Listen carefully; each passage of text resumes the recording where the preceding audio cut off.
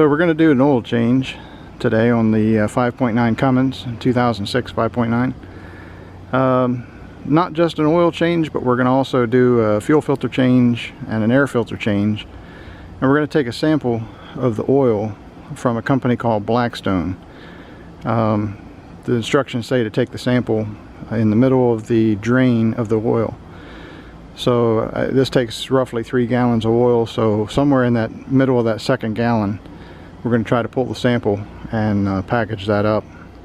This is the instructions and the 2 packaging bottles. This one is the sample bottle, this is the shipping bottle. And according to the instructions, what it wants us to do is to run the truck and get it up to operating temperature if possible. If not, rather than idling the truck for a few minutes or something like that, it says to take the sample cold. I already ran the truck, got it up to operating temperature, so we're going to get ready to go underneath, take the sample. I'm hoping the installation of the Fumoto valve that I installed a couple of years ago will help with the sample process. So what we've got here is the Fumoto valve. It's a little dirty. This truck doesn't really get run all that much, so the oil changes happen more on an annual basis than by mileage. But basically all this is the little silver tab you see on the left hand side of the valve. What that is it's basically a ball valve, and then the discharge, the oily tip you see sticking out of the bottom, that's where the oil comes out. So we'll start draining the first gallon, and about halfway through the second gallon we'll take our sample. Alright, so there's the sample. We got that. Paper towels and rubber gloves, and there's the 3 gallons of oil from the Fumoto valve. I wiped it off so maybe you can get a little better look at it, if it'll focus. That's the Fumoto valve cleaned up a little bit. Gets a little dirty, just road dirt and salt, and well, not salt, there's no salt here, but the vent tube from the diesel engine exhausts out a little bit of oil, some vapors and stuff, and that tends to make things close to it dirty. In this case, the bottom of the oil pan. So we'll talk about the packaging process and the labels and all that stuff here in a little bit. Let me finish up this process and then we'll get to that.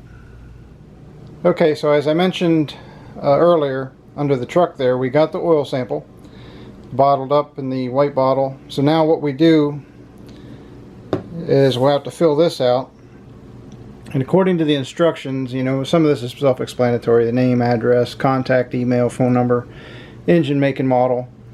The unit ID, what they're saying that's supposed to be is some kind of a unique identifier that you give it. So in my case it would be a 2006, probably called a 2006 Dodge Cummins, or 2006 5.9 Cummins, or something like that. And according to the instructions, they're saying that you might have to change that if you have more than one of the same type of engine, so you can differentiate one sample from another, or one set of results from another. So that's all that is. The mileage that was on the oil sample, and anything that was added to the oil in between, or from, I guess, in this last batch. So what we'll do is we fill this out along with the oil sample. That'll go into the plastic bag. The slip of paper oil sample goes into the plastic bag, along with, there's some absorbent material inside of here that goes inside there as well. And according to the instructions, it says the oil sample or the analysis is $28, so you can put in your check or credit card information into the black bottle as well. And then once this is all packaged up, it can go into the U.S. Postal Service, in the mail, UPS, FedEx, whatever, and that meets the hazardous materials requirement. So I'm going to get this all filled out, shipped off, and we'll get the results. And I don't know if I'll add those in this video, or maybe make a separate video in the future with the results. One thing to add, on the back of this